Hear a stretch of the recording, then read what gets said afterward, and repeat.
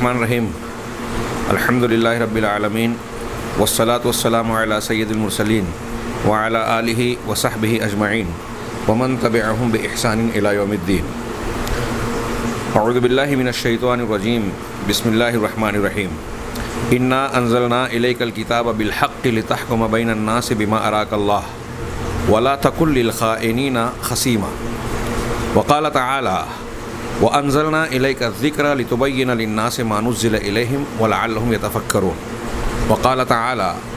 لَا تُحَرِّكْ بِهِ لِسَانَكَ لِتَعْجَلَ بِهِ إِنَّ عَلَيْنَا جَمْعَهُ وَقُرْآنَهُ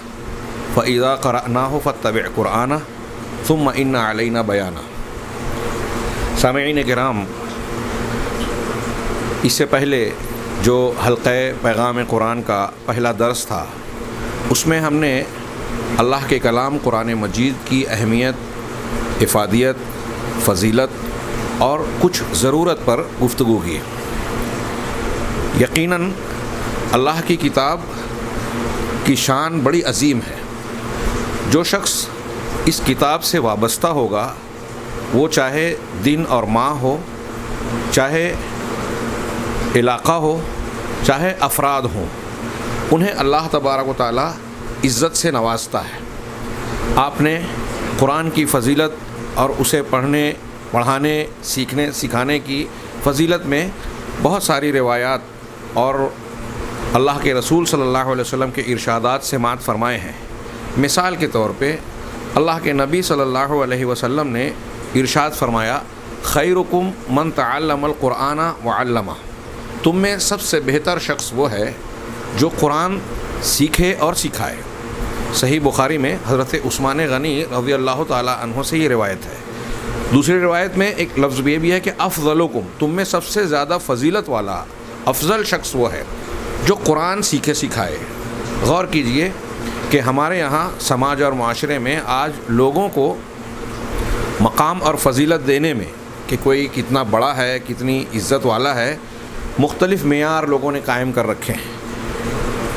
دولت کی بنیاد پر، اقتدار کی بنیاد پر، شہرت کی بنیاد پر اور بہت ساری دوسری بنیادوں پر. لیکن اللہ تبارک و تعالیٰ اور شریعت کی نظر میں اللہ کے نزدیک فضیلت والا وہ شخص ہے جو قرآن سیکھے اور سکھائے. یہ اللہ کا معیار ہے. اور ہمارے یہاں سماج اور معاشرے میں برتاؤ اور رویہ جب دیکھتے ہیں تو اس کے برعکس نظر آتا ہے کہ جو شخص قرآن کو سیکھنے سکھانے والا ہے، حافظ قرآن ہے، عالم قرآن ہے، قرآن کو سمجھنے والا، سکھانے والا، اسے پڑھنے پڑھانے والا، اس کے آداب پر عمل کرنے والا، قرآنی اخلاق کو اختیار کرنے والا، وہ عام طور سے آج لوگوں کی نگاہوں میں کمتر اور حقیر سمجھا جاتا ہے. یہ نہ صرف اس شخص کی بلکہ قرآن کی بھی بے عزتی ہے، نیکی کی بے عزتی ہے. اللہ تبارک و تعالیٰ نے قرآن کے ذریعے سے عزت دینے والا جو معاملہ رکھا ہے، اس کی بنیاد پر آپ دیکھیے کہ نماز کی امامت اور اقتدار اور سیاست میں سرداری اور امامت کی بنیاد میں بھی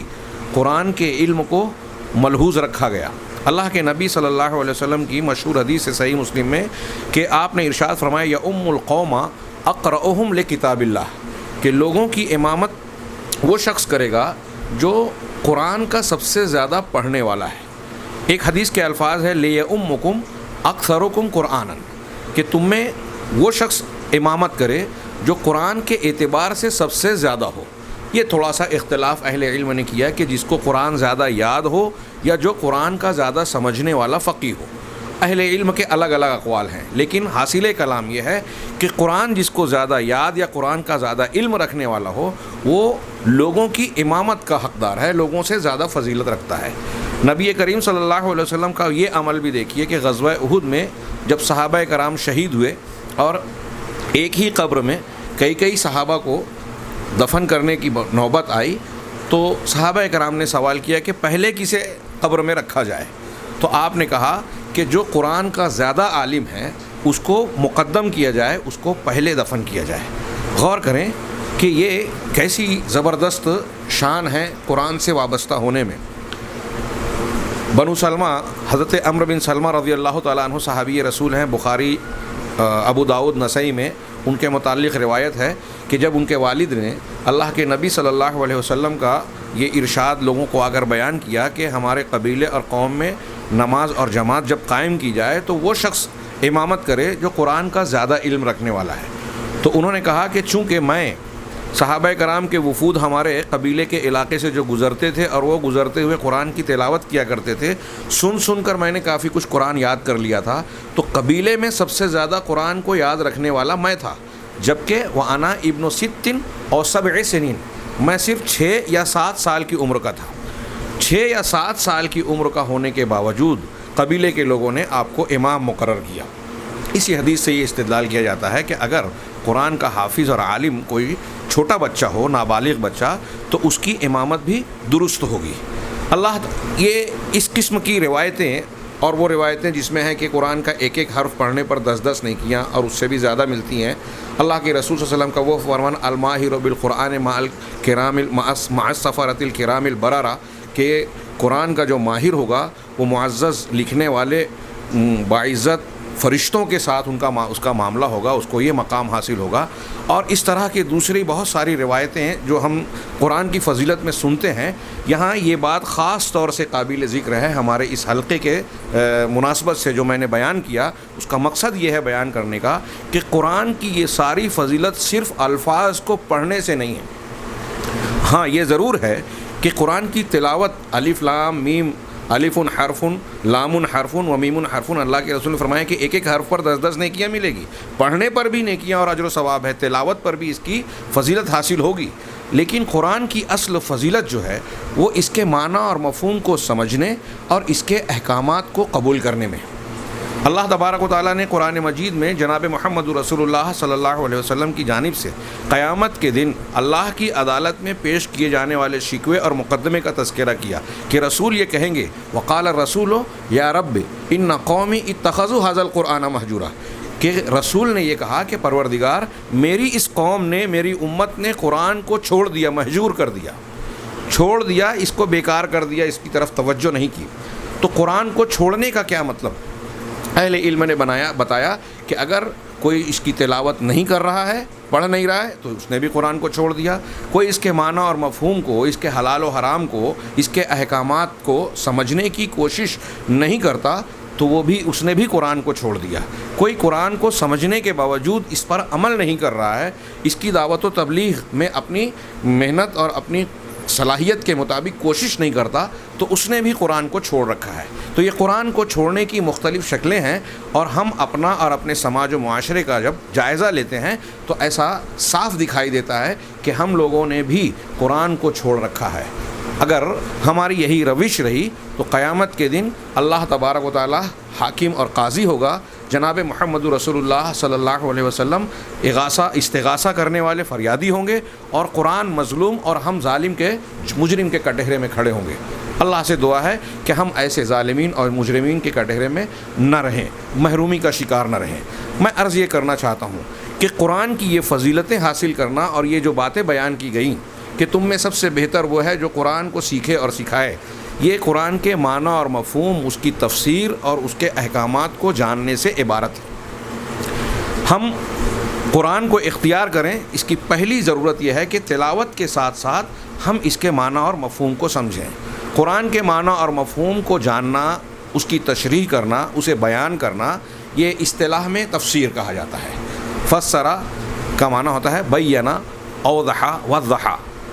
کہ بیان کرنا، وضاحت کرنا۔ تفسیر کے اصطلاحی مفہوم میں کہا جاتا ہے کہ اللہ تبارک و تعالیٰ نے جو کلام نازل کیا ہے اس کے معنی مراد کو، جو اللہ کی مراد ہے، جو اللہ تبارک و تعالیٰ نے چاہا ہے لوگوں کو بیان کرنا، اس مراد کو جاننا، اس کو واضح کرنا، اسے تفسیر کہا جاتا ہے۔ اب یہ کتنی اہمیت کی حامل چیز ہے کہ ہم اس قرآن کے جو اللہ نے نازل کیا اور بڑے اہتمام سے نازل کیا، اس کی حفاظت کی۔ اہل علم نے، سلف نے، امت مسلمہ نے اس کی حفاظت کے لیے بہت سارے اس کے ذیلی اور متعلقہ علوم ایجاد کیے۔ تجوید کا علم، الفاظ کا علم، تراکیب کا علم، ناسخ و منسوخ کا علم، مجمل و مبین کا علم، اور اس طرح قرآن سے متعلق بہتیرے علوم کو لوگوں نے رواج دیا یہ ساری کی ساری قرآن کی خدمت کرنے کے لیے، اس کو محفوظ بنانے کے لیے اور اس کے پیغام کو، اس کی تعلیمات کو، مقاصد کو امت میں زندہ رکھنے اور عام کرنے کے لیے، جو لوگوں کی اپنی ضرورت ہے۔ اس کے بغیر کوئی انسان دنیا میں سعادت نہیں پا سکتا اور آخرت میں نجات نہیں پا سکتا۔ اس نجات کے حصول کے لیے ضروری ہے کہ ہم قرآن کے پیغام کو، قرآن کے مقاصد کو جانیں، سمجھیں۔ اب یہاں سوال یہ پیدا ہوتا ہے، سب سے بنیادی اور اہم بات اور اہم سوال، کہ قرآن کو سمجھنے کا طریقہ کیا ہو، سب سے بہترین تفسیر کیا ہے، تفسیر کا بہترین ذریعہ کیا ہے۔ تو اس سلسلے میں اہل سنت والجماعت اور علماء امت متفق ہیں کہ تفسیر بالمعصور کو اختیار کیا جائے۔ تفسیر بالمعصور میں اس سلسلے میں بہتر سمجھتا ہوں کہ استاد محترم شیخ عبدالوہاب حجازی صاحب کا ایک اقتباس آپ حضرات کے سامنے سناؤں۔ وہ کہتے ہیں کہ تفسیر بالمعصور قرآن کی تفسیر قرآن سے یا پھر سنت سے یا پھر صحابہ کی مرویات سے کی جائے، اس لیے کہ وہ کتاب اللہ کو سب سے زیادہ جاننے والے تھے، یا پھر تابعین کے اقوال سے قرآن کی تفسیر کی جائے، اس کی وضاحت کی جائے، کیونکہ انہوں نے قرآن کے علوم کو صحابہ ہی سے اخذ کیا۔ احادیث و روایات میں صحیح و ثابت ہی روایات قابل عمل سمجھی جاتی ہیں۔ اس منہج تفسیر میں بغیر کسی اصل ثابت کے کسی معنی کے بیان کرنے کی کوشش نہیں کی جاتی۔ جو چیز قرآن و حدیث سے، صحابہ سے ثابت ہے، اسی کو بیان کرنے کی کوشش کی جاتی ہے۔ تفسیر بالمعصور، یہ جملہ خاص طور سے ذہن میں رکھیں کہ تفسیر بالمعصور ہی وہ تفسیر ہے جس کی اتباع واجب ہے۔ یہ تفسیر بالمعصور، معصور کا مطلب ہوتا ہے منقول، مروی، جو نقل کی جائے، ہاں، اسی کو ہم تفسیر سلف بھی کہتے ہیں۔ تو کہا تفسیر بالمعصور ہی وہ تفسیر ہے جس کی اتباع واجب ہے، اس لیے کہ صحیح علم و معرفت کا طریقہ یہی ہے، اور کتاب اللہ کے بارے میں ہر طرح کے زیغ و ضلال سے محفوظ رہنے کا یہی طریقہ ہے۔ آدمی قرآن کے بارے میں گمراہی اور انحراف سے محفوظ رہے، اس کے لیے ضروری ہے کہ وہ تفسیر بالمعصور کی پابندی کرے۔ علامہ شیخ الاسلام علامہ ابن تیمیہ رحمہ اللہ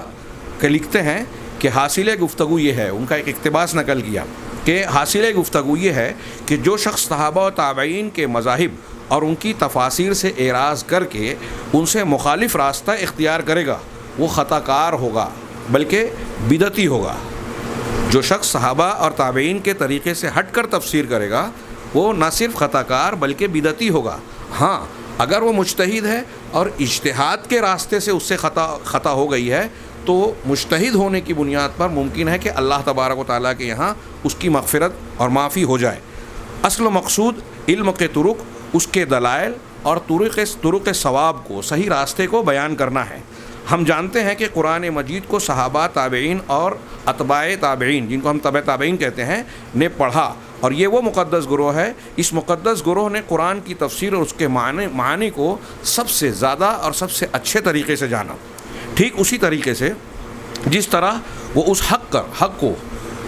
جو سب سے زیادہ، اس حق کو سب سے زیادہ جاننے والے تھے، جسے دے کر اللہ تعالیٰ نے اپنے رسول صلی اللہ علیہ وسلم کو مبعوث کیا۔ اس لیے جو شخص بھی ان کے قول کے مخالف راہ اپنائے گا اور قرآن کی تفسیر ان کی تفسیر کے خلاف کرے گا، قرآن کی تفسیر صحابہ اور تابعین اور اتباع تابعین کی تفسیر کے خلاف کرے گا، وہ دلیل اور مدلول سب میں خطا کار ہوگا۔ یہاں یہ بات بھی اچھی طرح جان لینی چاہیے، شیخ کہتے ہیں کہ تفسیر میں اختلاف کے عظیم ترین اسباب میں سے وہ باطل بدعات ہیں جن کی طرف دعوت دیتے ہوئے ان کے حاملین نے تحریف الکلم عن مواضعہ کا ارتکاب کیا۔ یہ جملہ قابل توجیہ ہے، قابل تفصیل ہے، جسے انشاءاللہ آئندہ گفتگو میں بیان کیا جائے گا کہ کچھ بدعتی گروہوں، دنیا میں جتنے مسلمان گروہوں نے بدعت و خرافات کا یا قرآن و حدیث سے ہٹ کر کوئی نئے راستے کو اختیار کیا، انہوں نے اپنے بناوٹی اور خود ساختہ اصولوں کی بنیاد پر اپنی بدعات اور غلط باتوں اور غلط رجحانات کی تائید میں قرآن کی تفسیر کرتے ہوئے قرآن کے اصل مقصود اور معنی مراد کو، جو اللہ کے نبی صلی اللہ علیہ وسلم، صحابہ اور تابعین سے ثابت شدہ تفاسیر ہیں، ان سے ہٹ کر ان کے خلاف تفاسیر کی، اور ایسی تفسیر کرتے ہوئے انہوں نے قرآن میں معنوی طور پہ تحریف کر دی، یہودیوں کی روش اختیار کی۔ قرآن کو ان معنی اور مطالب پر محمول کیا جو اس کے معنی اور مطالب ہیں ہی نہیں، قرآن کے مقاصد سے الگ اور برعکس چلے گئے۔ چنانچہ علامہ کہتے ہیں کہ اور اللہ اور اس کے رسول کے کلام کی ایسی تفسیر ان لوگوں نے کی جو مراد تھی ہی نہیں، اور ایسی تعویل کی جو کلام اللہ کی حقیقت کے بالکل خلاف تھی۔ اس لیے یہ علم کے اصول میں سے ہے کہ آدمی یہ جانے کہ سلف کی تفسیر کیا ہے، اور یہ بھی جانے کہ یہی حق ہے جو سلف سے تفسیر منقول ہے، یہی تفسیر، یہی قرآن کا معنی صحیح ہے، درست ہے، اور یہ چیز یعنی فلاں جو لوگوں نے تفسیر بیان کی ہے یہ حق کے خلاف ہے۔ اور یہ بھی جاننا ضروری ہے انسان کو کہ ان داعیان بدعت کی تفسیر مبتدا اور محدث ہے، یعنی بدعت ہے۔ ان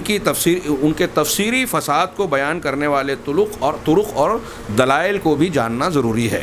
یہ علامہ ابن تیمیہ رحمہ اللہ کے قول کا خلاصہ میں نے بیان کیا کہ تفسیر معصور کیا ہے، اور اس سے انحراف کی صورت میں انسان جو ہے وہ قرآن کی تفسیر کرتے ہوئے خود اللہ تبارک و تعالیٰ کی مراد کے خلاف بیان کرنا شروع کر دیتا ہے۔ اسی کو تفسیر بالرائے کہتے ہیں۔ تفسیر بالرائے کے تحت شیخ علامہ ہمارے استاد گرامی لکھتے ہیں کہ تفسیر بالرائے، رائے کے ذریعے سے جو تفسیر کی جائے وہ تفسیر ہے جس میں مفسر معنی کے بیان میں اپنی خاص فہم اور مجرد رائے کو استنباط کی بنیاد بناتا ہے۔ اس سے وہ فہم خارج ہے، یہاں یہ بات دھیان رہے کہ وہ فہم خارج ہے جو روح شریعت سے متفق ہو اور شریعت کے نصوص سے استناد کرتی ہو۔ یعنی قرآن و حدیث کی نصوص سے متعلق اگر کوئی فہم مبنی ہے تو یہ جائز ہے، یہ ٹھیک ہے، لیکن مجرد رائے پر جہاں نصوص کا استناد اور بنیاد نہ ہو، اس کا لحاظ نہ کیا جائے، ایسی تفسیر بالرائے کہلائے گی۔ اس فہم خارج کے ساتھ یعنی قرآن و حدیث پر استناد کیے بغیر، صحابہ اور تابعین کی تفسیر کو بنیاد بنائے بغیر جن لوگوں نے بھی تفسیر کی ہے، اکثر وہ اصحاب بدعات ہیں جنہوں نے اپنے معتقدہ باطل مذاہب کی تائید کے لیے قرآن کی اپنی رائے کے مطابق تعویل کی۔ تعویل بھی ایک تفسیر کے معنی میں استعمال ہوتا ہے، تعویل صحیح بھی ہوتی ہے، غلط بھی، تعویل فاسد بھی کہا جاتا ہے اور تعویل صحیح بھی۔ قرآن کی تعویل اور تفسیر ہم معنی کے طور پر بھی استعمال ہوتے ہیں۔ تو یہاں یہ کہہ رہے ہیں کہ تفسیر بالرائے کرنے والے عام طور سے وہ اہل بدعت ہیں جنہوں نے اپنے بدعتی مذاہب کی تائید میں اس کی قرآن کے آیات کی تعویل کی اور اس کی تفسیر بیان کی۔ صحابہ و تابعین میں سے ان کا کوئی سلف نہیں، نہ ہی ان کی رائے میں اور نہ ہی ان کی تفسیر میں، یعنی جو رائے انہوں نے اختیار کر رکھی ہے، جو مذہب بنا رکھا ہے، اصول اختیار کر رکھا ہے، اور ان اصولوں کی تائید میں قرآن کی جو تفسیر بیان کر رہے ہیں، ان دونوں چیزوں میں وہ صحابہ اور تابعین سے الگ ہیں، ان کے راستے سے الگ راستہ اختیار کر رکھا ہے۔ انہوں نے اپنے مذاہب کے اصول پر قرآن کی تفاسیر لکھی۔ ان تفسیروں میں جن کی عبارات عمدہ ہوئی ہیں وہ رواج پا گئی۔ آج بھی ہم دیکھ رہے ہیں کہ جو تفسیر بیان کرنے والا مفسر بہت اچھی عبارت خوبصورت انداز میں بیان کرتا ہے، لوگ اس کی گرویدہ ہو جاتے ہیں، اس سے متاثر ہو جاتے ہیں اور وہ رواج پا جاتی ہے۔ عربی زبان میں تاریخ میں، اسلامی تاریخ میں ایسی تفاسیر میں سے ایک کی انہوں نے مثال دی، جیسے زمخشری جو معتزلی مذہب کا ماننے والا تھا اور اپنے اعتزال کو اپنی تفسیر میں اس نے جگہ جگہ ڈالا۔ اس کی تفسیر الکشاف بڑی مشہور ہے۔ ہاں، چونکہ اس میں نحوی قواعد اور عربی زبان کے قواعد کو بڑے خوبصورت انداز میں بیان کیا گیا ہے، اس لیے بہت سارے لوگوں میں اس کو رواج حاصل ہو گیا۔ ان لوگوں میں اہل کلام کے بعض گروہوں نے اپنے مذہب کے مطابق آیات صفات کی تعویل کی۔ اہل کلام جنہوں نے اللہ تبارک و تعالیٰ کے اسماء و صفات کے سلسلے میں قرآن و حدیث کے بیان کردہ راستے اور منہج سے ہٹ کر، سلف کے طریقے سے ہٹ کر بدعات اور خرافات اختیار کی، انہوں نے جو تعویل کا، تحریف کا اور اپنے مذمومہ اصول و ضوابط کا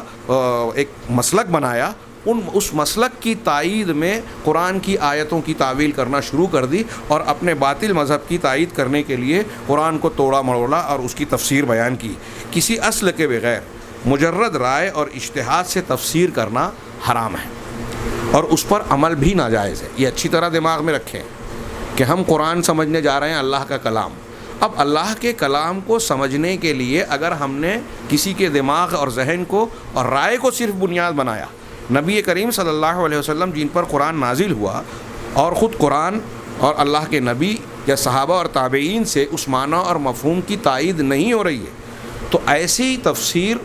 کو اختیار کرنا بالکل جائز نہیں ہے اور اس پر عمل کرنا بھی حرام ہے۔ اس کو ایسی تفسیر کو اختیار کرنا سراسر گمراہی ہے۔ اللہ تبارک و تعالیٰ نے ارشاد فرمایا وَلَا تَقْفُ مَا لَيْسَ لَكَ بِهِ عِلْم، کہ تم کو جس بات کا علم نہیں ہے اس کے پیچھے نہ جاؤ۔ نبی کریم صلی اللہ علیہ وسلم کا ارشاد ہے، اچھی طرح دماغ میں رکھنا چاہیے، آپ نے ارشاد فرمایا من قال فی القرآن برأیہ او بما لا یعلم فلیتبوأ مقعدہ من النار۔ یہ سنن ابو داؤد کی روایت ہے کہ جو شخص قرآن کے سلسلے میں اپنی رائے سے کوئی بات کہتا ہے، کون سی رائے؟ جس کی کوئی اصل اور بنیاد نہ ہو، نص کی بنیاد پر رائے اور نہ رکھی گئی۔ اس کا یہ بھی مطلب نہیں ہے کہ قرآن میں غور و فکر اور تدبر نہ کیا جائے، عقل کا استعمال نہ کیا جائے، عقل کو تابع بنایا جائے نصوص کا، عقل کو اور شعور کو تابع بنایا جائے اصولوں کا، جو قرآن فہمی کے متعینہ اصول ہیں، خود اللہ تبارک و تعالیٰ نے اور رسول اللہ صلی اللہ علیہ وسلم نے بیان فرمائے۔ ان اصولوں کا تابع بنا کر اگر عقل اور رائے کو اختیار کیا جائے تو اس میں کوئی مذائقہ اور حرج نہیں ہے، گمراہی کا امکان اس میں انشاءاللہ نہیں ہوگا۔ لیکن اگر شرعی بنیاد پر، نصوص کی بنیاد سے ہٹ کر مجرد رائے اور خیال اور تصور کی بنیاد پر کوئی شخص قرآن کے معنی اور مفہوم کو بیان کرتا ہے تو اللہ کے نبی صلی اللہ علیہ وسلم کا یہ ارشاد سامنے رکھنا چاہیے کہ جو شخص قرآن کے بارے میں اپنی رائے سے کوئی بات کہتا ہے یا وہ بات کہتا ہے جس کا اسے علم نہیں ہے، تو اللہ کے نبی نے فرمایا فَلْيَتَبَوَّأْ مَقْعَدَهُ مِنَ النَّارِ، وہ جہنم میں اپنا ٹھکانہ بنا لے۔ یہ کوئی چھوٹی موٹی بات نہیں ہے، چھوٹی موٹی وعید نہیں ہے۔ ایک الفاظ حدیث کے یہ بھی ہیں من قال فی القرآن برأیہ فأصاب فأخطأ فقد اخطأ، کہ جو شخص قرآن کے سلسلے میں کوئی بات کہتا ہے اپنی رائے سے، اگر اس نے صحیح بھی کہا تو اس نے خطا کی۔ امام طبری وغیرہ اس کی تشریح کرتے ہیں کہ اگر کوئی شخص رائے اور ظن و گمان کی بنیاد پر صحیح بات بھی کہہ رہا ہے تو یہ اسے علم نہیں کہا جائے گا، اور اللہ تبارک و تعالیٰ کی شریعت میں اس کے دین اور اس کے کلام کے سلسلے میں ظن و گمان کی بنیاد پر، رائے کی بنیاد پر کوئی بات نہیں کہی جائے گی۔ لہٰذا اگر کوئی گمان کی بنیاد پر بھی ایسی بات کہتا ہے جو قرآن کی اور حدیث کی بنیاد پر نہیں ہے اور رائے اور ظن کی بنیاد پر کہی ہوئی بات ہے، تو اگرچہ وہ صحیح ہی کیوں نہ ہو اس نے خطا کی، یعنی راستہ اور طریقہ اس نے غلط اختیار کیا۔ یہاں حضرت ابو بکر صدیق رضی اللہ تعالیٰ عنہ کا وہ قول سلف کے اصول کی طرح ماننا چاہیے کہ ان سے کسی نے آ کر ایک مرتبہ سوال کیا وفاکہۃ و ابا، قرآن نے سورہ عبس وتولی میں کہا وفاکہۃ و ابا، کہ فاکہہ یعنی میوہ اور ابا ایک گھاس کو کہتے ہیں۔ تو اس سے پوچھا، حضرت ابوبکر صدیق سے پوچھا کہ یہ ابا کی حقیقت کیا ہے یا اس کے مفہوم کیا ہے۔ حضرت ابوبکر صدیق رضی اللہ تعالیٰ عنہ کو اس کا معنی، مفہوم یا سائل نے جو چیز جاننا چاہی وہ نہیں جانتے تھے۔ تب سیدنا ابوبکر صدیق رضی اللہ تعالیٰ عنہ نے بڑا شاندار جواب دیا۔ قرآن فہمی کے سلسلے میں سنہرے حروف سے لکھنے کے لائق ہے، اور مولانا ابوالکلام آزاد نے اپنی تفسیر ترجمان القرآن کی پیشانی پر اس قول کو لکھ رکھا، گویا انہوں نے یہ بتانے کی کوشش کی کہ ہم اس تفسیر کے سلسلے میں سلف کے اور صحابہ کے اصول کو اختیار کرنے والے ہیں۔ حضرت ابوبکر صدیق کا فرمان ہے، آپ نے کہا ایو سماء تذلنی و ایو ارض تقلنی اذا قلت فی کلام اللہ بما لا اعلم، کہ کون سا آسمان مجھے سایہ دے گا اور کون سی زمین مجھے پناہ دے گی جب میں اللہ کے کلام کے سلسلے میں وہ بات کہوں گا جو میں نہیں جانتا۔ بغیر علم کے اگر اللہ کے کلام کے سلسلے میں میں کوئی بات کہوں گا تو مجھے کہیں پناہ نہیں ملے گی، میں کہیں بچ کر نہیں بھاگ سکتا۔ یہ حضرت ابوبکر صدیق رضی اللہ تعالیٰ عنہ ان نصوص اور قرآن و حدیث کی نزاکت و اہمیت کی روشنی میں ارشاد فرما رہے ہیں، لیکن اس کے باوجود، اتنی سخت وعیدوں اور وضاحتوں کے باوجود، لوگ اس سلسلے میں مختلف قسم کی ٹھوکروں کا شکار ہو گئے، اور اس سلسلے میں احتیاط نہ برتنے کی وجہ سے لوگ قرآن کے نام پر ایسی چیزوں کو اختیار کر بیٹھتے ہیں جس کا قرآن کے مقصود اور مراد سے تعلق ہی نہیں ہوتا۔ بعض علماء نے یہ بیان کیا کہ قرون مفضلہ وہ زمانے جن کی فضیلت بیان کی گئی ہے، اللہ کے نبی صلی اللہ علیہ وسلم نے بیان کیا نا، خیر الناس قرنی ثم الذین یلونہم ثم الذین یلونہم، سب سے بہتر زمانہ میرا ہے، پھر وہ لوگ جو اس کے بعد، پھر وہ لوگ اس کے بعد، اس کے بعد جھوٹ ظاہر ہوگا۔ تو اسی کی بنیاد پر ہم کہتے ہیں کہ اللہ کے رسول کا زمانہ، صحابہ کا زمانہ اور تابعین کا زمانہ۔ بعض لوگوں نے اس میں تیسرے ثم الذین یلونہم کو جوڑ کر تبع تابعین کو بھی جوڑا ہے کہ اس زمانے کو اللہ کے رسول صلی اللہ علیہ وسلم نے فضیلت والا کہا ہے،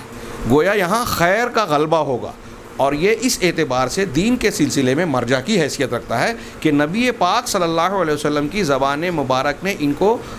فضیلت والا کہا ہے، مطلب یہ درست اور صحیح لوگ ہیں، ان کا عقیدہ، ان کا منہج، ان کی تفسیر قابل قبول ہے، قابل مرجع ہے، مرجع کہلانے کے لائق ہے۔ چنانچہ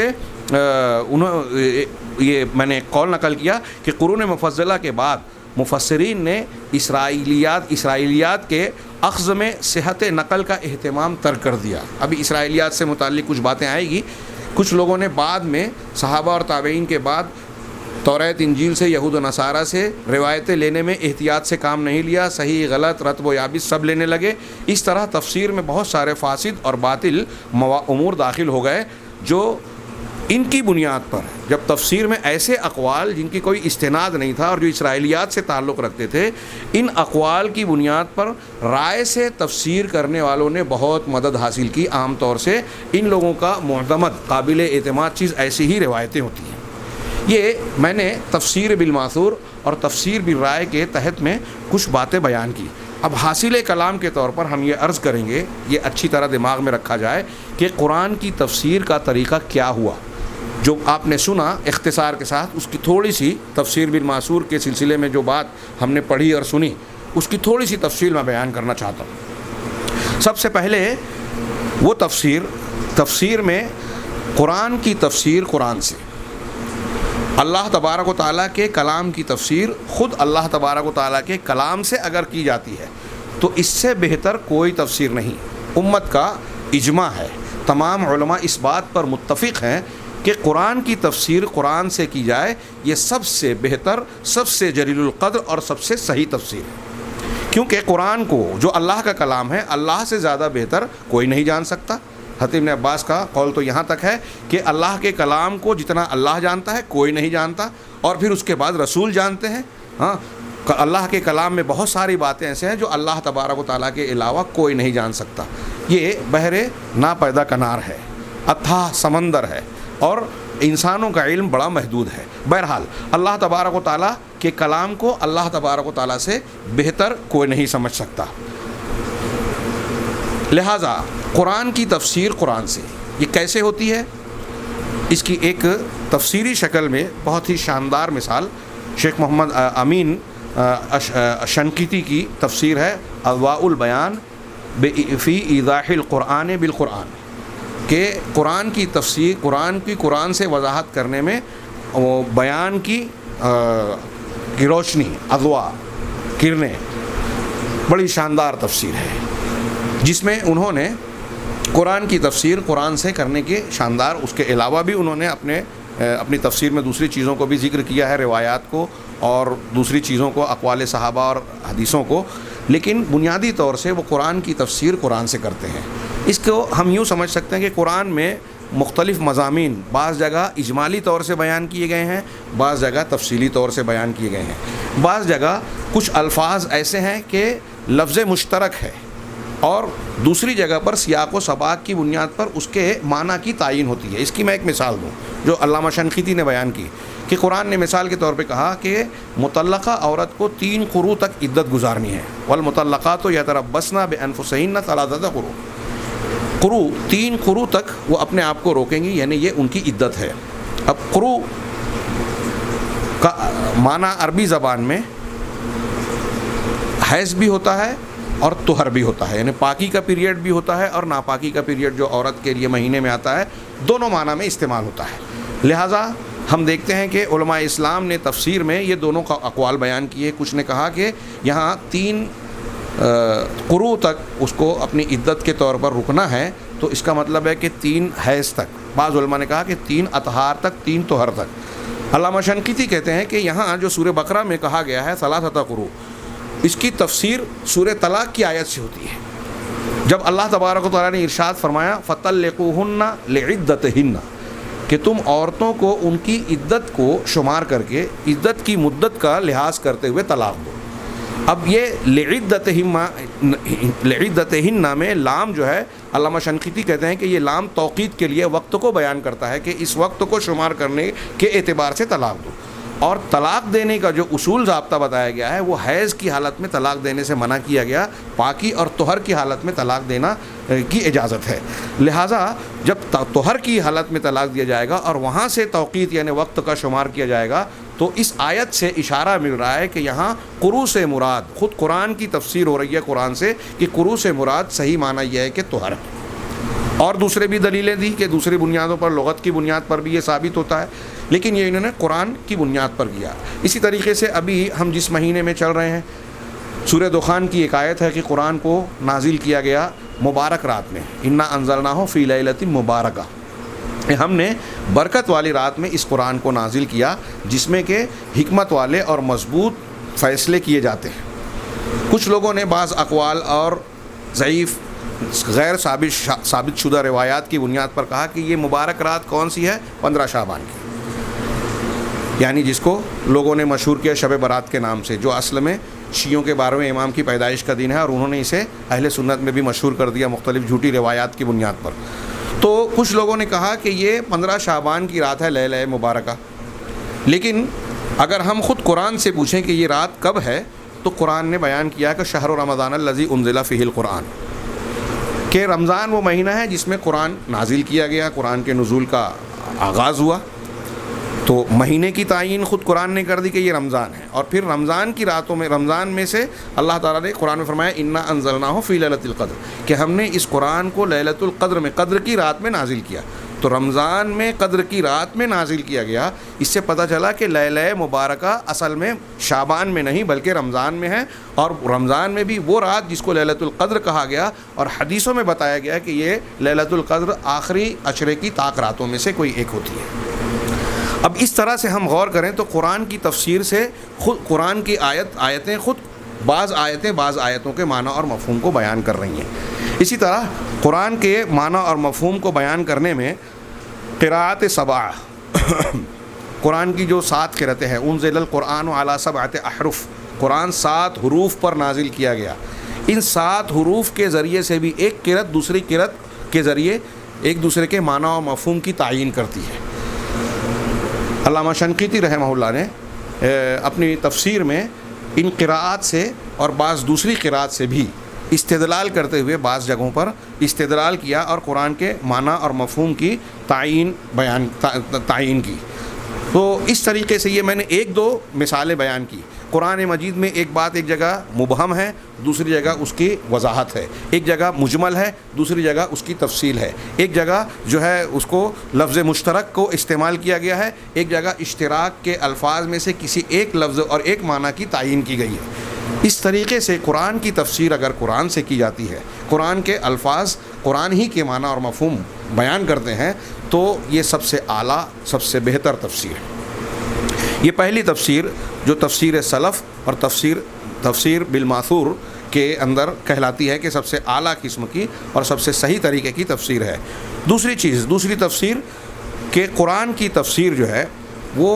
احادیث رسول صلی اللہ علیہ وسلم سے کی جائے. میں نے اس سلسلے میں جو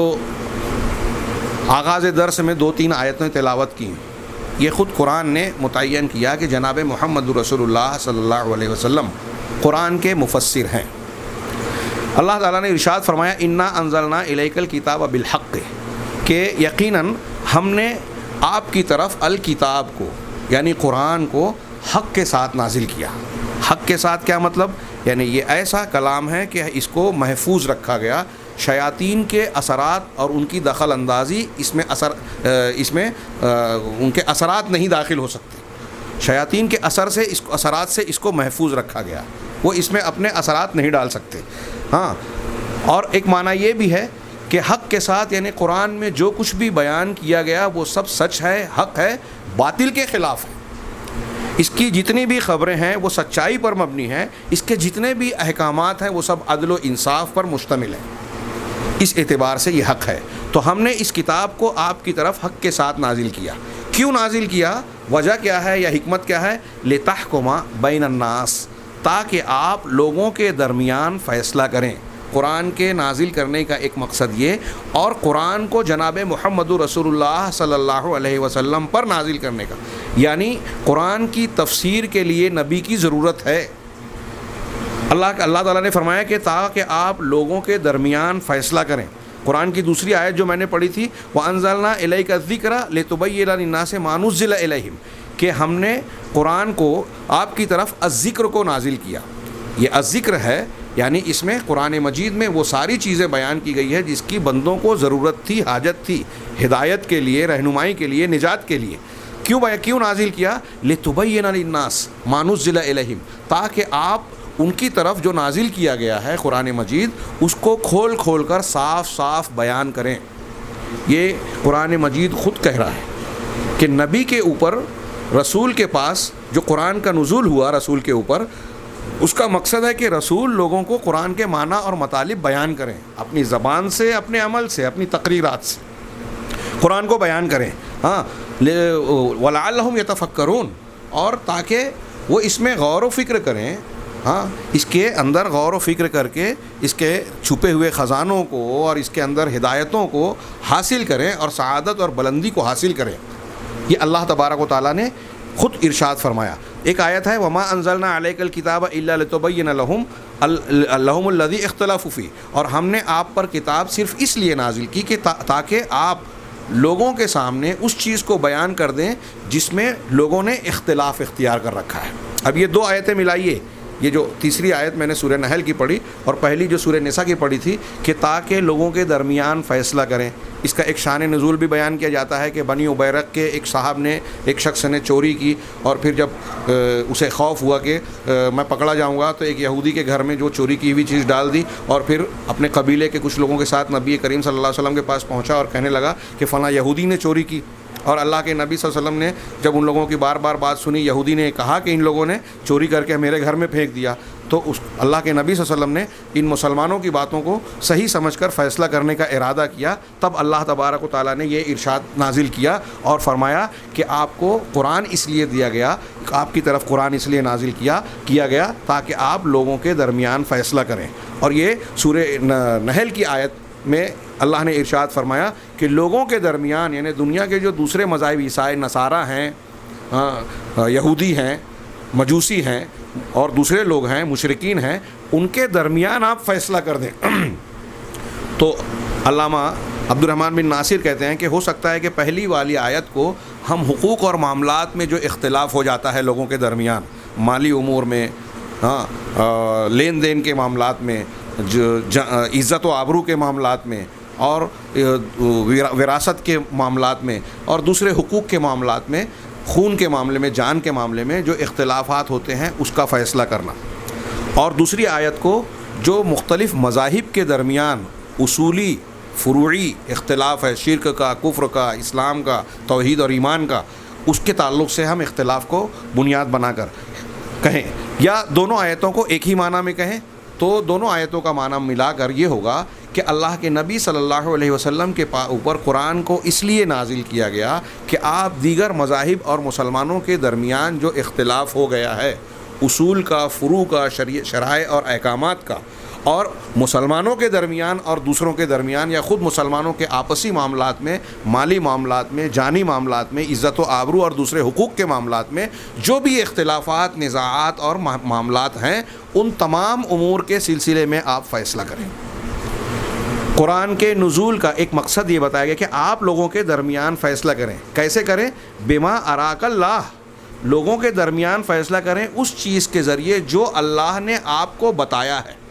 اللہ نے آپ کو جس سے آشنا کیا ہے۔ بما اراک اللہ، بما رأیتا نہیں کہا کہ جو آپ کی سمجھ میں آئے، غور کرنے کی بات ہے۔ یہاں یہ بھی نہیں کہا کہ آپ اپنی خواہشات سے فیصلہ کریں، یہ قرآن کے ذریعے سے آپ کو فیصلہ کرنا ہے۔ قرآن کے علم کی مطلب یہ کہ حاکم کو، قاضی کو، اور دو لوگوں کے درمیان جھگڑا نپٹانے والے کو علم ہونا چاہیے، اللہ کے کلام کا، قرآن و حدیث کا علم ہونا چاہیے، اور انصاف کے ساتھ فیصلہ کرنے کی صفت ہونی چاہیے، علم اور عدل ہونا چاہیے۔ اس آیت سے یہ بھی پتہ چلا، اور نبی پاک صلی اللہ علیہ وسلم کو اس کا حکم دیا جا رہا ہے کہ آپ لوگوں کے درمیان ان کے جھگڑوں کا فیصلہ کریں۔ کیسے کریں؟ بما اراک اللہ، کہ جو اللہ نے آپ کو بتایا ہے، قرآن کے ذریعے سے سمجھایا ہے، جو آپ نے سمجھا ہے نہیں، جو آپ کی خواہش ہے اس کی بنیاد پر نہیں۔ یہاں ہم یہ بھی غور کریں کہ اللہ کے نبی صلی اللہ علیہ وسلم سے اللہ کہہ رہا ہے کہ اللہ نے آپ کو اختلافات کا حل بتایا ہے، اور اللہ نے آپ کے اوپر قرآن نازل کیا ہے، اس قرآن کی روشنی میں آپ کو فیصلہ کرنا ہے۔ اس کا مطلب آپ کے جو بھی فیصلے ہیں، آپ کی جو بھی حدیثیں ہیں، وہ سب اللہ تبارک و تعالیٰ کی جانب سے وحی کی ہوئی ہیں، اور قرآن کی تشریح اور تفسیر ہے۔ قرآن کے روشنی میں آپ نے یہ فیصلے کیے ہیں، اور آپ نے ایک غلط فیصلہ کرنے کا امکان تھا آپ کی جانب سے، تو اللہ تعالیٰ نے فوراً یہ آیت نازل کر کے آپ کو روکا ٹوکا۔ اس کا مطلب یہ کہ نبی کریم صلی اللہ علیہ وسلم نے جو بھی فیصلے کیے وہ سب اللہ تبارک و تعالیٰ کی جانب سے تائید شدہ ہے، آپ سے خطا نہیں ہوئی، اور جیسے ہی کہیں خطا کا امکان ہوا اللہ تعالیٰ نے فوراً اس کی اصلاح کر دی۔ کتنی اہم بات ہے! اس سے پتہ چلا کہ نبی کے فیصلے خطا سے محفوظ ہیں، پاک ہیں، اور قرآن کی تفسیر کے لیے نبی کی ضرورت اس آیت سے اور ایسی قرآن کی کئی آیتوں سے ثابت ہوتی ہے۔ علامہ شنقیطی نے ایک بڑی پیاری بات کہی کہ جتنی بھی اللہ کے رسول صلی اللہ علیہ وسلم کی حدیثیں ہیں وہ قرآن کی صرف ایک آیت کے درمیان کے ضمن میں داخل ہو جاتی ہیں۔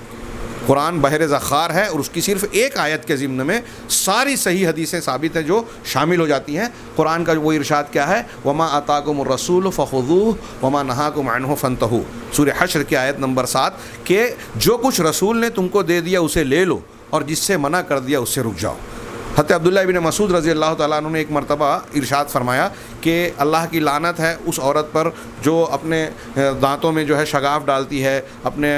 بالوں کو جو ہے وہ جوڑتی ہے، اور بھووں کو جو ہے کاٹتی کو تراشتی ہے۔ تو ایسی عورتوں کے لیے، بال کو جوڑنے والی اور شگاف کرنے والی حسن اور جمال کے لیے، ان پر اللہ کی لعنت ہے۔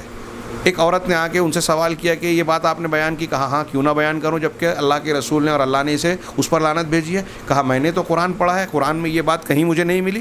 حضرت عبداللہ بن مسعود رضی اللہ تعالیٰ عنہ نے ارشاد فرمایا کہ کیا تم نے قرآن مجید میں اللہ کا یہ ارشاد نہیں پڑھا؟ وما آتاکم الرسول فخذوہ وما نہاکم عنہ فانتہوا، کہ جو رسول دے لے لو، جس سے منع کر دے رک جاؤ۔ کہا ہاں، یہ آیت تو پڑھی، تو کہا اللہ کے نبی صلی اللہ علیہ وسلم نے ایسی عورتوں پر لعنت بھیجی ہے۔ اب جب اللہ کے رسول نے لعنت بھیجی ہے اور اللہ کہہ رہا ہے جو رسول دے دے لے لو، اس کا مطلب یہ کہ اللہ کے نبی کا یہ حکم قرآن ماننا، قرآن کو ماننا ہے، قرآن میں داخل ہے۔ تو قرآن کی اس ایک آیت کے روشنی میں ساری ثابت شدہ حدیثیں شامل ہو جاتی ہیں، جس کو ماننا قرآن کو ماننا کہلائے گا۔ اور صرف یہی ایک آیت نہیں ہے، بلکہ اللہ کے نبی صلی اللہ علیہ وسلم کی باتوں کو ماننے کے لیے دوسرے بہت سارے ارشادات ہیں، وہ ساری حدیث آیتیں جس میں اللہ تعالیٰ نے اپنے نبی کی اطاعت کا حکم دیا اور فرمایا کہ وَمَن يُطِعِ الرَّسُولَ فَقَدْ أَطَاعَ اللَّهَ، کہ جس نے رسول کی اطاعت کی، رسول کی بات مانی، اس نے اللہ کی بات مانی۔ وَأَطِيعُوا اللَّهَ وَأَطِيعُوا الرَّسُولَ، اللہ کی اطاعت کرو اور رسول کی اطاعت کرو۔ اللہ تعالیٰ نے فرمایا وما کیا ہے لقد کان لکم فی رسول اللہ اسوۃ حسنہ، تمہارے لیے اللہ کے رسول کی ذات میں بہترین نمونہ ہے۔ یہ اس طرح کے بہت سارے ارشادات ہیں جو اللہ کے رسول صلی اللہ علیہ وسلم کی ہر بات کو تسلیم کرنے کو واجب قرار دیتے ہیں اور ضروری قرار دیتے ہیں۔ اب غور کرنے کی بات ہے کہ اللہ تبارک و تعالیٰ نے یہاں اس آیت میں ارشاد فرمایا کہ جو اللہ نے آپ کو بتایا ہے اس کے مطابق آپ فیصلے کیجیے۔ وَلَا تَكُن لِّلْخَائِنِينَ خَصِيمًا، اور آپ جو خیانت کرنے والے ہیں، کوئی ایسا آدمی جو دعویٰ کر رہا ہے اس چیز کا جس کا وہ حقدار نہیں ہے، آپ کی عدالت میں آ کے کہتا ہے کہ یہ میرا ہے جبکہ وہ اس کا نہیں ہے، یا اس پر کوئی دینے والا حق واجب ہو رہا ہے اور وہ اس کا انکار کر رہا ہے، کسی حقدار کو حق دینے سے انکار کر رہا ہے، بہن کو، بیٹی کو، کسی کو حق نہیں دے رہا ہے جبکہ وہ اس کا حق بنتا ہے، تو یہ خیانت کرنے والے ہوئے۔ اللہ کے رسول نے فرمایا، اللہ تعالیٰ نے اللہ کے رسول کو خطاب کر کے کہا کہ ایسے خیانت پیشہ لوگوں کے آپ جو ہے حمایتی نہ بنے۔ اللہ نے جو حقوق متعین کیے ہیں عدل و انصاف کے ساتھ آپ اس کا فیصلہ کیجیے۔ ان تینوں آیتوں کو ملا کر جو معنی ہم کو حاصل ہوتا ہے وہ یہ کہ قرآن کے نزول کا نبی پاک صلی اللہ علیہ وسلم پر ایک مقصد یہ ہے کہ آپ لوگوں کے درمیان کے اختلافات، نزاعات، دوسرے مذاہب کے بھی، اصول کے ہوں، عقیدے کے ہوں، یا مالی معاملات ہوں، جانی معاملات ہوں، وراثت کے معاملات ہوں، یا دوسرے نزاعات اور جھگڑے ہوں، سارے معاملات کو فیصل کرنے کے لیے اللہ کے نبی صلی اللہ علیہ وسلم کو مبعوث کیا گیا. اور یہ لازم کا کیا اللہ تعالیٰ نے قرآن کی ایک آیت میں کہ فلا وربک لا یؤمنون حتی یحکموک فیما شجر بینہم، کہ تمہارے رب کی قسم وہ مومن نہیں ہو سکتے، ایمان والے نہیں ہو سکتے یہاں تک کہ کسی معاملے میں آپ کو حکم اور فیصل نہ بنائیں. ہاں ثم لا یجدوا فی انفسہم حرجا مما قضیت، پھر آپ کے فیصلے سے دل میں حرج محسوس نہ کریں، ویسلموا تسلیما، اور اپنا سر تسلیم خم نہ کر دیں. مطلب اندر سے دل کو بھی مطمئن ہونا چاہیے کہ اللہ کے رسول کی یہ حدیث ہے تو ہم اس کو مانتے ہیں، فیصلہ مان لیا جائے، اور ظاہر میں بھی اس کے سامنے جھک جائیں، ظاہر میں بھی قبول کریں اور دل سے بھی اسے مان لیں. یہ اللہ کے نبی صلی اللہ علیہ وسلم کی حیثیت خود قرآن مجید نے متعین فرمائی ہے. آگے ایک آیت بیان کر کے آج کے درس کو ہم یہیں سمیٹتے ہیں. اللہ تبارک و تعالیٰ نے قرآن میں جو ارشاد فرمایا، لا تحرک بہ لسانک لتعجل بہ، کہ اے نبی آپ جلدی کرتے ہوئے قرآن کو اپنی زبان سے اپنی زبان کو حرکت نہ دیں، انہیں جلدی جلدی یاد کرنے کے لیے جلدی جلدی نہ پڑھیں. جب جبریل علیہ الصلاۃ والسلام اللہ کی وحی لے کر نبی پاک صلی اللہ علیہ وسلم کے پاس آتے تھے اور آپ کو پڑھاتے تھے تو شروع میں آپ عجلت کرتے تھے اور آپ کو یہ ڈر ہوتا تھا کہ کہیں کچھ چیز چھوٹ نہ جائے، بھول نہ جاؤں. تو سورہ طٰہٰ میں بھی اللہ تبارک و تعالیٰ نے کہا لا تعجل بالقرآن قبل یقضى الیک وحی، کہ آپ قرآن کو پڑھنے میں جلدی نہ کریں وحی کے پورا ہونے سے پہلے. اس میں طالب علم کے لیے یہ ادب بھی ہے کہ اگر استاذ کوئی بات بیان کر رہا ہے، کوئی مسئلہ بیان کرنا شروع کر رہا ہے تو شروع میں ہی اسے نہ ٹوکے. کوئی دل میں سوال اٹھ رہا ہے تو درمیانے کلام میں اس سے سوال نہ کریں بلکہ بات کو پوری ہونے دیں. چنانچہ اللہ تعالیٰ نے یہاں فرمایا کہ آپ اپنی زبان کو جلدی کرنے کے لیے حرکت نہ دیں کہ جلدی سے یاد ہو جائے. اللہ نے آگے ارشاد فرمایا ان علینا جمعہ و قرآنا، اس قرآن کو جمع کر دینا اور اسے پڑھنا کہ آپ پڑھ کر محفوظ کر لیں، یہ ہمارے ذمے ہے. اللہ تعالیٰ نے ذمہ داری لی. فَإِذَا قَرَأْنَاهُ فَاتَّبِعْ قُرْآنَهُ، پس جب ہم اسے پڑھیں، یعنی ہماری طرف سے جبریل علیہ الصلاۃ والسلام آپ کو سنائیں پڑھائیں تو وہ پورا پڑھ لیں. فَاتَّبِعْ قُرْآنَهُ، تو آپ ان کی قرأت کی، ان کے پڑھنے کی اتباع کیجئے. ہاں جب وہ پڑھ چکے تب آپ پڑھیے آرام سے. ثم ان علینا بیانا، پھر ہماری ذمہ داری ہے، ہمارے ہی اوپر اس کا بیان کرنا ہے، یعنی قرآن کی وضاحت کرنا یہ ہماری ذمہ داری ہے. اب یہ قرآن کے اس آخری جملے پر غور کرنے کی ضرورت ہے کہ اللہ تعالیٰ ارشاد فرما رہا ہے کہ ہمارے اوپر اس کو بیان کرنا ہے. اس کے الفاظ کو بھی بیان کرنا کہ الفاظ کے آپ کے ذہن و دماغ سے نہ نکلے، وہ محفوظ ہو جائے، اور اس کے معنی اور مفہوم کو، اس کی مراد کو، مقصود کو بھی بیان کرنا ہمارے ذمے ہے. اس آیت کے اس ٹکڑے سے یہ معلوم ہوا جو قرآن نے کہا وَمَا يَنطِقُ عَنِ الْهَوَىٰ إِنْ هُوَ إِلَّا وَحْيٌ يُوحَىٰ، کہ نبی کریم صلی اللہ علیہ وسلم کوئی بات اپنی خواہش سے بیان نہیں کرتے، وہ وہی بات بیان کرتے ہیں جو اللہ تبارک و تعالیٰ کی وحی ہوتی ہے. کوئی بات جناب محمد رسول اللہ صلی اللہ علیہ وسلم نے جو دین و شریعت کی بیان کی ہے وہ اپنی جانب سے بیان نہیں کی بلکہ وہ اللہ کی وحی ہوتی ہے. یہ قرآن کی آیتیں کہہ رہی ہیں. حضرت امام شافعی نے سورہ نساء کی جو پہلی آیت ہم نے پڑھی لتحکم بین الناس، اس کی روشنی میں اس سے استدلال کرتے ہوئے امام شافعی کہتے ہیں کل ما حکم بہ رسول اللہ صلی اللہ علیہ وسلم فہو مما فہمہ من القرآن، کہ اللہ کے نبی صلی اللہ علیہ وسلم نے جتنے بھی فیصلے کیے، جو بھی فیصلہ کیا ہے، وہ سارے کے سارے فیصلے ان چیزوں میں سے ہیں جو آپ نے قرآن سے سمجھا ہے. قرآن سے جو سمجھا ہے آپ کا سارا فیصلہ، آپ کے سارے فیصلے اسی پر مشتمل ہیں، قرآن سے ہٹ کر نہیں ہیں. اسی لیے بعض سلف نے یہ دعویٰ کیا کہ دنیا اللہ کے نبی صلی اللہ علیہ وسلم سے جتنی بھی حدیثیں ثابت ہیں، جتنی بھی حدیثیں صحیح ہیں، ان تمام حدیثوں کا قرآن کی کسی نہ کسی آیت سے ضرور تعلق ہے. ہماری سمجھ میں آئے یا نہ آئے، اللہ کے نبی صلی اللہ علیہ وسلم کی ہر حدیث کا قرآن کی کسی نہ کسی آیت سے ضرور تعلق ہے. یہاں میں یہ عرض کرنا چاہتا ہوں کہ قرآن کی تفسیر کی جو دوسری شکل جو سب سے بہتر مانی گئی ہے وہ یہ ہے کہ قرآن کی تفسیر سنت سے کی جائے، جناب محمد رسول اللہ صلی اللہ علیہ وسلم کی احادیث ثابتہ سے کی جائے. اور میں نے ان آیتوں کو جو یہاں ذکر کی اور دوسری کئی آیتیں ہیں، اس سے یہ ثابت ہوتا ہے کہ اللہ تبارک و تعالیٰ نے قرآن مجید کو لوگوں کے سامنے لکھی ہوئی شکل میں یوں ہی نہیں پہنچا دیا اور اللہ کے نبی صلی اللہ علیہ وسلم کو پوسٹ مین کی طرح نہیں رکھا کہ بس یوں ہی لوگوں کو پہنچا دیا اور بس بات ختم، جیسا کہ ہمارے یہاں بعض ایسے لوگ ہیں جو اکتفا بالقرآن کا نعرہ لگاتے ہیں، اور اس خوبصورت نعرے کے جلو اور پردے میں اللہ کے نبی صلی اللہ علیہ وسلم کی احادیث کو بالکلیہ یا جزئی طور پر اپنی عقل اور بنائے ہوئے خود ساختہ بنائے ہوئے اصولوں کی بنیاد پر حدیثوں کو رد کرتے ہیں۔ جو منکرین حدیث کے مختلف گروہ پائے جاتے ہیں دنیا کے اندر، وہ الگ الگ گروہوں سے اور بدعتی فرقوں سے متعلق ہیں۔ یہ اللہ کے نبی صلی اللہ علیہ وسلم کو قرآن کی تفسیر کے حق سے محروم کرتے ہیں کہ قرآن تو بذات خود اللہ کا کلام ہے، یہ واضح ہے، اس کی ہم یہ کیوں پابندی لگائیں کہ رسول کی ضرورت ہے؟ یہ پابندی خود اللہ کے نبی صلی اللہ علیہ وسلم نے لگائی ہے۔ ایک کتاب، ایک قانون کی کتاب اگر ہندوستان کے قوانین ہیں، اسے ایک وکیل پڑھتا ہے جو ایڈوکیٹ کی ڈگری حاصل کرتا ہے، LLB یا کوئی اور ڈگری حاصل کرتا ہے، اس کا پڑھنا، اور ایک عام آدمی اس کتاب کو یوں ہی پڑھ کر جا کے عدالت میں کہے کہ میں مقدمہ لڑوں گا، میں نے قانون پڑھ لیا، اور اپنے حساب سے اس کی تشریح کرے، تو کیا جج اس کی تشریح کو قبول کر لے گا؟